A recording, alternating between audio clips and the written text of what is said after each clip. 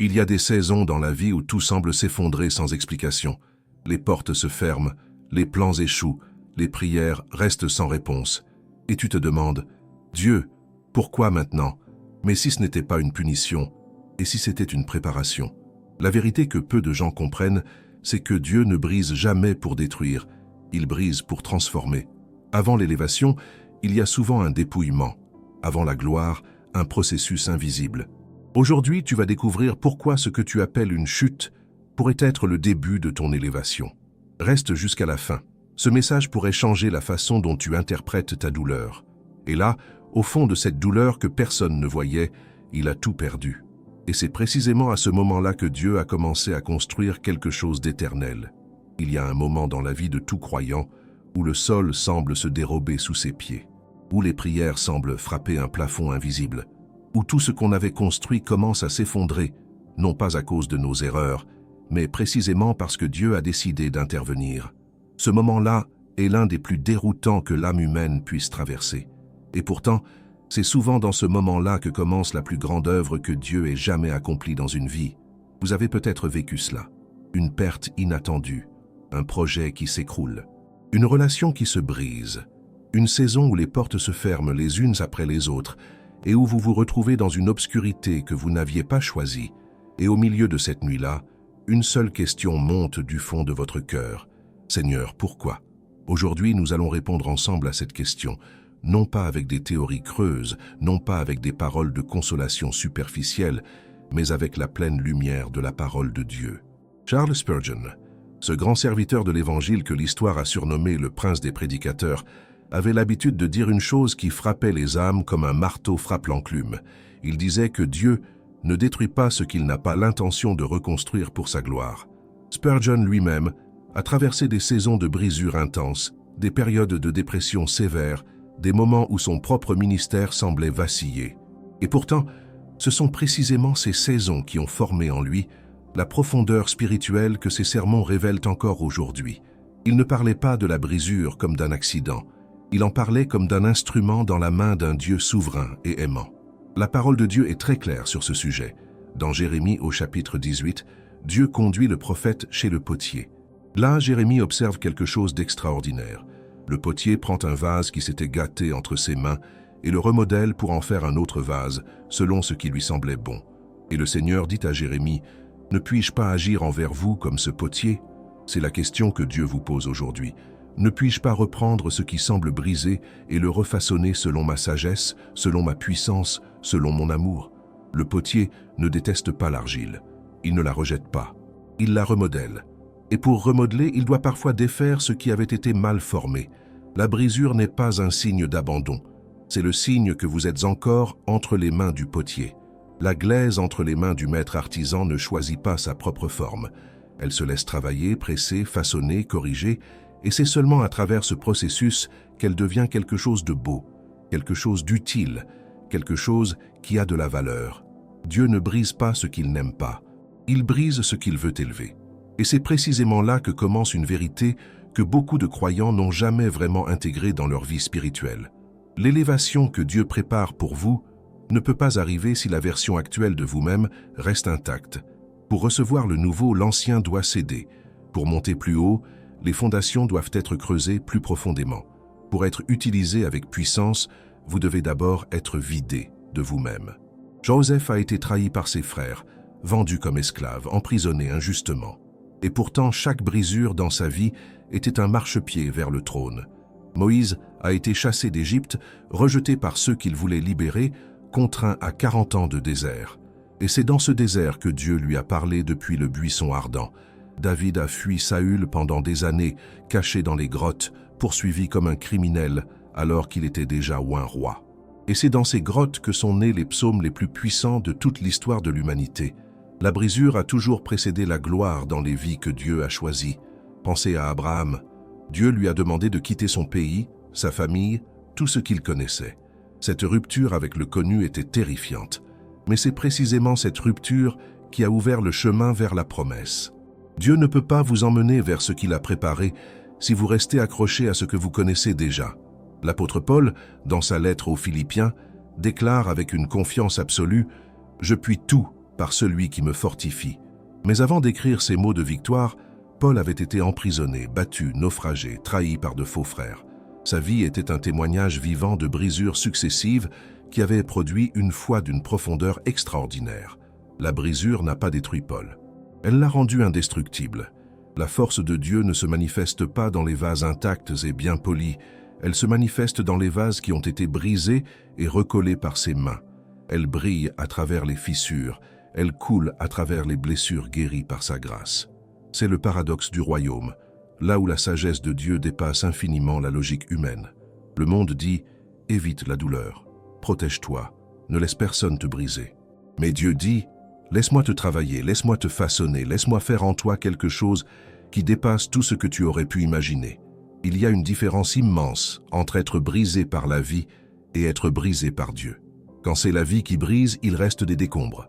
Quand c'est Dieu qui brise, il reste une fondation. Et c'est sur cette fondation purifiée, approfondie, humiliée devant lui, qu'il commence à construire quelque chose d'éternel.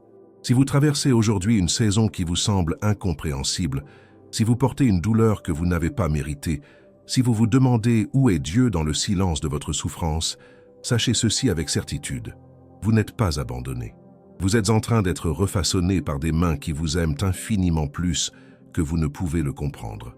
Si vous voulez aller encore plus loin dans cette compréhension et apprendre à restaurer votre intimité avec Dieu, même au cœur des saisons de brisures les plus douloureuses, notre e-book « 21 jours pour restaurer votre intimité avec Dieu » vous attend dans le lien du premier commentaire épinglé. C'est un guide pratique, profond et spirituel, conçu spécialement pour vous accompagner dans ces moments qui transforment et changent une vie pour toujours. Et si ce message touche votre cœur aujourd'hui, abonnez-vous à cette chaîne. Chaque semaine, nous apportons des enseignements qui ont le pouvoir de transformer votre vie spirituelle en profondeur. Maintenant que nous avons compris que la brisure est une œuvre de Dieu et non un abandon, il est essentiel d'aller plus loin, car il ne suffit pas de savoir que Dieu brise. Il faut comprendre pourquoi il brise de cette manière, à ce moment précis, et ce qu'il cherche à produire en vous à travers cette saison. La première raison pour laquelle Dieu brise une vie avant de l'élever, c'est pour détruire ce que nous avons construit sur de mauvaises fondations. Et cette raison seule devrait changer entièrement la façon dont nous regardons nos saisons difficiles. Nous construisons tous. Nous construisons des identités. Nous construisons des sécurités. Nous construisons des espérances. Nous construisons des relations et des projets de vie entiers. Et parfois, sans même nous en rendre compte, nous construisons tout cela sur des fondations qui ne sont pas Dieu, sur notre propre force, sur les opinions des autres, sur nos succès passés, sur des promesses humaines fragiles. Et Dieu, dans son amour immense, refuse de laisser sa créature bien-aimée reposer éternellement sur des fondations qui ne tiendront pas à l'éternité. Jésus lui-même, dans Matthieu chapitre 7, parle de deux constructeurs. L'un bâtit sa maison sur le roc, l'autre sur le sable. Quand la pluie descend, quand les torrents arrivent, quand les vents soufflent violemment et frappent cette maison, celle qui est bâtie sur le sable s'effondre avec fracas, et celle qui est bâtie sur le roc demeure inébranlable. Mais voici ce que beaucoup oublient dans cette parabole. Pour pouvoir bâtir sur le roc, il faut d'abord enlever ce qui repose sur le sable. Et enlever ce qui repose sur le sable peut ressembler à une catastrophe. Cela peut ressembler à une perte totale. Cela peut ressembler à la fin de tout ce qu'on avait construit. Mais ce n'est pas la fin. C'est le début du vrai. Il y a quelque chose de profondément libérateur dans cette vérité, même si au moment de la brisure, elle est difficile à recevoir. Dieu ne détruit pas pour détruire, il dégage le terrain pour reconstruire, et ce qu'il construira sur les ruines de ce que vous aviez bâti vous-même sera infiniment plus solide, infiniment plus beau, infiniment plus conforme à sa volonté pour votre vie.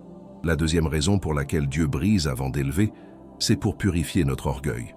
L'orgueil est l'ennemi le plus subtil et le plus dangereux de la vie spirituelle. Il se cache dans les succès. Il se nourrit de la reconnaissance des autres.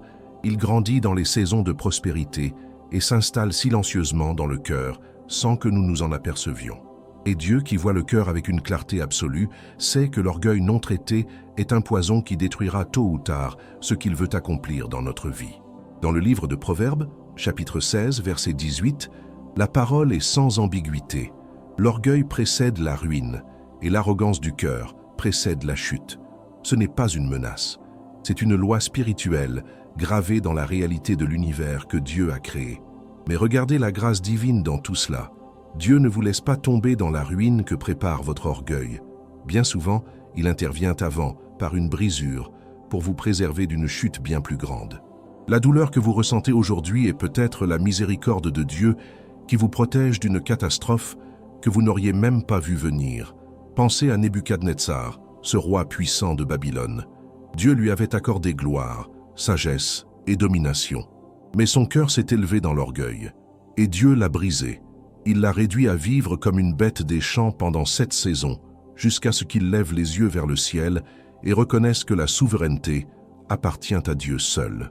Et après cette brisure totale, après cette humiliation absolue, Nebuchadnezzar a été restauré dans une gloire encore plus grande, parce que cette fois, ses fondations étaient justes. La troisième raison, et peut-être la plus intime, c'est que Dieu brise nos dépendances mal placées pour que notre soif ne soit apaisée que par lui seul. Nous avons tous une tendance naturelle à chercher dans les créatures ce que seul le Créateur peut donner. Nous cherchons la sécurité dans les relations humaines. Nous cherchons l'identité dans le travail ou le ministère. Nous cherchons la paix dans le confort matériel. Et Dieu, jaloux de notre âme d'une jalousie sainte et aimante, permet parfois que ces choses soient retirées, non pas pour nous punir, mais pour que nous découvrions enfin que lui seul suffit. Le psalmiste David a écrit dans le psaume 23 « L'Éternel est mon berger, je ne manquerai de rien ». Cette déclaration de paix absolue n'a pas été écrite dans un palais confortable. Elle a été forgée dans les grottes, dans la fuite, dans la persécution, dans les nuits où David ne savait pas s'il survivrait au lendemain. C'est dans la brisure que David a appris que Dieu suffisait. Pas dans l'abondance, pas dans la victoire, dans la brisure. Et c'est souvent là, précisément là, dans ce lieu dépouillé de tout, que la présence de Dieu devient plus réelle que jamais. Quand tout ce sur quoi vous vous appuyez a été retiré, quand vous n'avez plus que lui, vous découvrez que lui s'est plus cassé. C'est dans ce désert intérieur que la voix de Dieu résonne avec le plus de clarté. C'est là qu'il parle au cœur, comme le dit le prophète Osée, attirant son peuple dans le désert pour lui parler avec tendresse, non pas pour l'abandonner dans le désert, mais pour le rejoindre là où personne d'autre ne peut l'atteindre. La brisure n'est donc pas le signe que Dieu s'est éloigné. C'est souvent le signe qu'il s'est approché d'une manière que vous n'étiez pas encore capable de recevoir quand tout allait bien. Et dans cette proximité douloureuse mais réelle, il prépare quelque chose en vous que vous n'auriez jamais pu imaginer de l'extérieur. Il y a une vérité que très peu de gens osent prononcer à voix haute, mais que ceux qui ont traversé les grandes brisures de la vie comprennent intimement. On ne peut pas devenir ce que Dieu veut que vous soyez sans d'abord mourir à ce que vous étiez. Cette mort n'est pas une fin, c'est la condition nécessaire à la résurrection. Et Dieu, qui est le maître de la résurrection, ne vous conduit pas dans la mort pour vous y laisser. Il vous y conduit pour que vous en ressortiez transformé, purifié et prêt pour tout ce qu'il a préparé pour vous depuis l'éternité. Tenez-vous ferme dans cette vérité.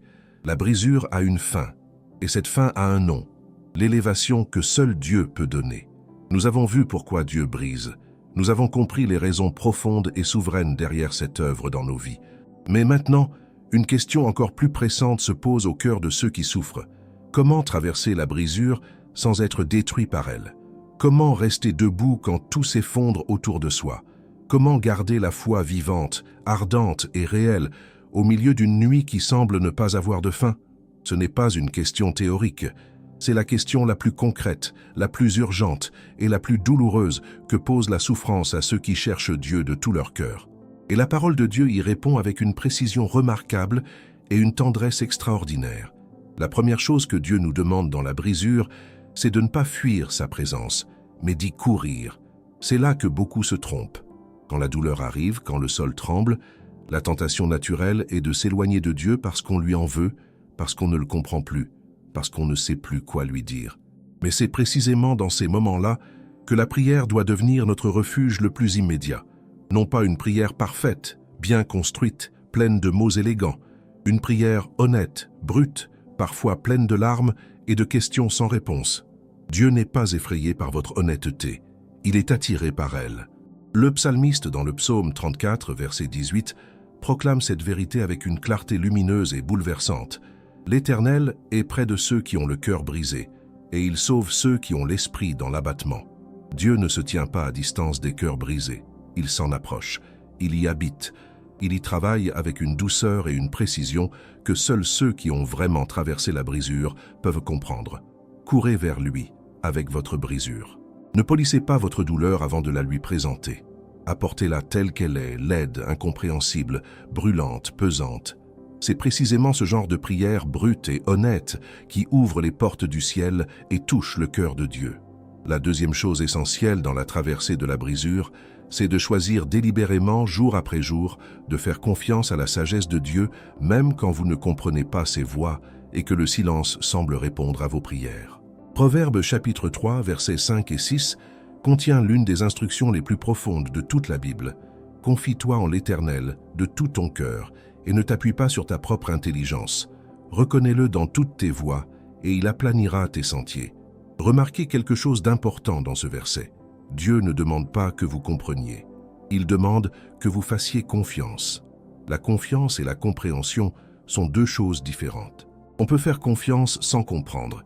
Et c'est précisément ce que Dieu appelle foi. La foi n'est pas la certitude que tout va bien se passer selon vos plans. La foi, c'est la certitude que Dieu est bon, même quand les circonstances semblent dire le contraire. C'est la conviction profonde, inébranlable et vivante que celui qui tient les étoiles dans sa main tient aussi votre vie avec le même soin infini, la même attention minutieuse, le même amour inconditionnel. La troisième chose que la parole nous enseigne pour traverser la brisure, c'est de chercher la communauté des frères et sœurs dans la foi. La brisure isole. Elle crée une honte silencieuse, une impression que personne ne pourrait comprendre ce que vous vivez, que vous êtes seul dans votre douleur, que votre cas est unique dans sa tragédie. Et cet isolement profond est l'un des pièges les plus dangereux que l'ennemi tende aux âmes en souffrance. L'apôtre Paul, dans Galates chapitre 6, verset 2, dit simplement « Portez les fardeaux les uns des autres, et vous accomplirez ainsi la loi de Christ. » Il n'est pas dans le plan de Dieu que vous portiez seul le poids de votre brisure. Il a placé autour de vous des frères, des sœurs, des compagnons de foi qui ont eux-mêmes traversé des tempêtes et qui peuvent vous tendre la main dans la nuit. Ne refusez pas cette main tendue. Ne laissez pas l'orgueil ou la honte vous priver du soutien que Dieu a préparé pour vous à travers les autres. L'Église, dans toute sa beauté et son imperfection humaine, est l'un des instruments précieux que Dieu utilise pour tenir ses enfants debout dans les saisons les plus difficiles et les plus obscures de leur vie. La quatrième attitude que la brisure réclame de nous, c'est la gratitude délibérée. Et je sais que cela peut sembler impossible, voire insensé, au milieu d'une souffrance réelle. Mais la parole de Dieu est claire dans 1 Thessaloniciens, chapitre 5, verset 18, « Rendez grâce en toutes choses, car c'est à votre égard la volonté de Dieu en Jésus-Christ. » En toutes choses, pas seulement dans les bonnes, en toutes choses. Cette gratitude n'est pas une négation de la douleur. C'est une déclaration de foi que Dieu est encore souverain, encore bon, encore à l'œuvre, même quand vous n'en voyez pas encore le résultat. Chaque matin où vous ouvrez les yeux est une preuve vivante et concrète que Dieu n'a pas fini son œuvre en vous. Et cette réalité seule mérite une gratitude profonde et sincère. La gratitude est une arme spirituelle puissante. Elle déplace le regard de ce qui manque vers ce qui est encore là. Elle ouvre le cœur à percevoir la présence de Dieu là où la douleur voudrait la cacher. Et enfin, la cinquième chose, celle qui tient tout ensemble dans la brisure, c'est de garder les yeux fixés sur la promesse de l'élévation qui vient.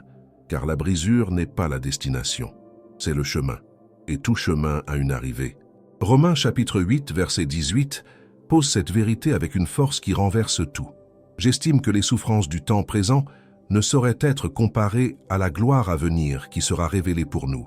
Ce que Dieu prépare au bout de votre brisure est si grand, si lumineux, si inimaginable, si vaste dans sa beauté éternelle, que le poids de votre souffrance actuelle, aussi réel et aussi lourd qu'il soit, ne peut pas se comparer à ce qui s'en vient pour ceux qui aiment Dieu et qui sont appelés selon son dessein. Tenez-vous ferme dans cette espérance. Elle n'est pas une illusion creuse, elle n'est pas une pensée positive sans fondement.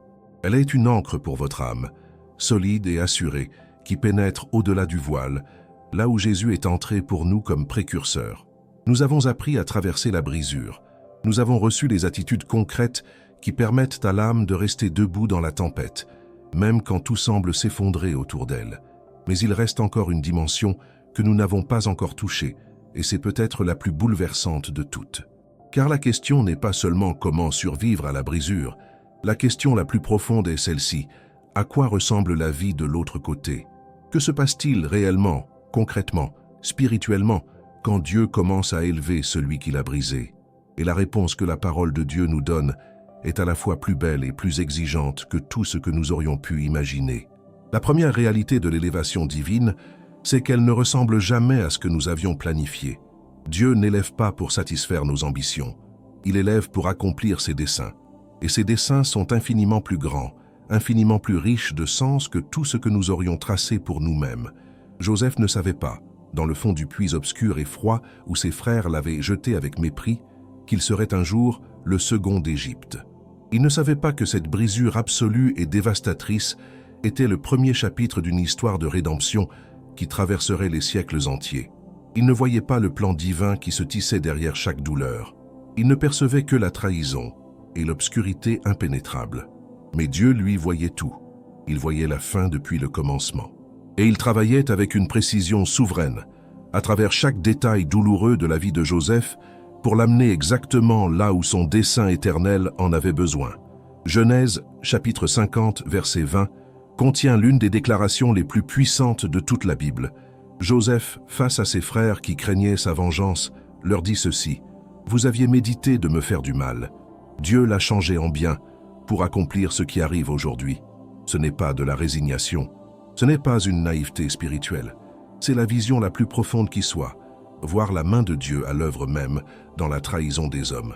Voilà ce que la brisure produit quand elle est traversée avec une foi persévérante.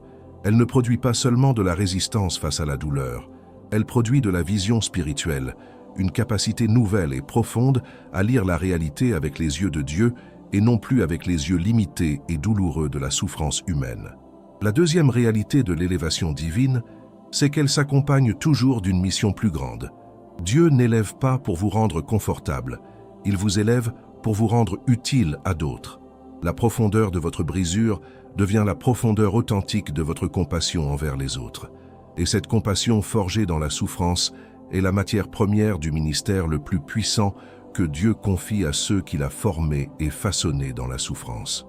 La parole dit dans 2 Corinthiens, chapitre 1, versets 3 et 4, « Béni soit Dieu, le Père de notre Seigneur Jésus-Christ, le Père des miséricordes et le Dieu de toute consolation, qui nous console dans toutes nos afflictions, afin que par la consolation dont nous sommes l'objet de la part de Dieu, nous puissions consoler ceux qui se trouvent dans quelque affliction. » Il y a une chaîne de grâce dans ce texte. Dieu vous console. Et cette consolation reçue devient une consolation transmise. Ce que vous avez traversé dans les ténèbres devient une lumière précieuse pour quelqu'un d'autre qui traverse les mêmes ténèbres aujourd'hui. Votre brisure, une fois guérie et transformée par la grâce souveraine de Dieu, ne disparaît pas dans l'oubli. Elle se transforme en témoignage vivant, en compassion authentique, en ministère ancré dans la réalité de la souffrance humaine. C'est pourquoi les serviteurs de Dieu les plus puissants ne sont jamais ceux qui n'ont jamais souffert. Ce sont ceux qui ont souffert profondément et qui ont laissé Dieu transformer cette souffrance en quelque chose d'éternel. La troisième réalité de l'élévation divine, c'est qu'elle change profondément notre rapport à Dieu lui-même. Avant la brisure, beaucoup connaissent Dieu de façon théorique.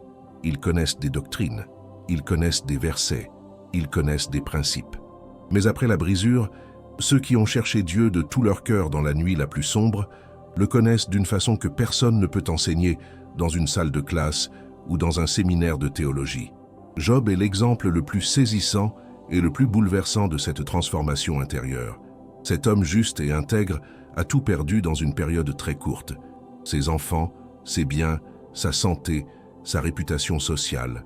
Et au fond de cette désolation totale et absolue, après avoir entendu la voix de Dieu parler depuis le tourbillon avec une puissance incomparable, il dit dans Job chapitre 42, verset 5, « Mes oreilles t'avaient entendu, maintenant mes yeux t'ont vu. » Avant la brisure, Job connaissait Dieu par ouï-dire, par tradition, par doctrine héritée.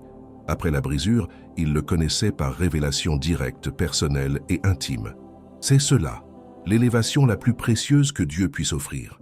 Non pas des richesses restaurées, non pas un statut récupéré, même si Dieu peut accorder tout cela, mais une connaissance intime, personnelle, irrévocable de qui il est. Une connaissance qui ne peut pas être prise, qui ne peut pas être ébranlée par les circonstances, parce qu'elle a été forgée dans le feu de l'épreuve. Regardez enfin comment Dieu a élevé Jésus lui-même, car là est le plus grand exemple de tout. Le Fils de Dieu parfait et sans péché a traversé la brisure la plus absolue qui soit, la trahison de Judas, l'abandon de ses disciples, la souffrance de la croix, la mort, et le Père l'a élevé. Il l'a ressuscité avec une gloire que rien ni personne ne pourra jamais effacer. Et l'apôtre Paul nous dit dans Philippiens chapitre 2 que c'est précisément parce qu'il s'est abaissé jusqu'à la mort, même à la mort ignominieuse de la croix, que Dieu le Père l'a souverainement élevé et lui a donné le nom qui est au-dessus de tout nom, afin qu'au nom de Jésus tout genou fléchisse dans les cieux, sur la terre et sous la terre. L'humiliation a précédé l'exaltation, la croix a précédé la couronne. Et dans le royaume de Dieu, il en sera toujours ainsi pour ceux que le Père choisit d'élever selon sa gloire et sa sagesse éternelle.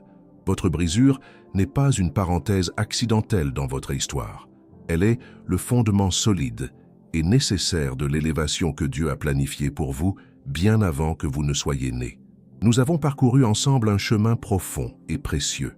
Vous avez compris que Dieu ne brise pas par cruauté, mais par amour. Que la brisure n'est pas la fin de votre histoire, mais le commencement de la plus belle page que Dieu ait jamais voulu écrire avec votre vie. Tenez ferme, il n'a pas abandonné le travail de ses mains. Et si vous voulez continuer à approfondir votre intimité avec lui, notre e-book 21 jours pour restaurer votre intimité avec Dieu vous attend dans le premier commentaire épinglé. C'est un guide conçu avec soin pour vous accompagner chaque jour vers le cœur de Dieu. Merci du fond du cœur d'avoir regardé jusqu'ici. Si ce message vous a touché, abonnez-vous à cette chaîne, laissez un commentaire et partagez avec quelqu'un qui a besoin de l'entendre. Les prochaines vidéos vous attendent déjà sur l'écran. Que Dieu vous bénisse et vous élève selon sa gloire.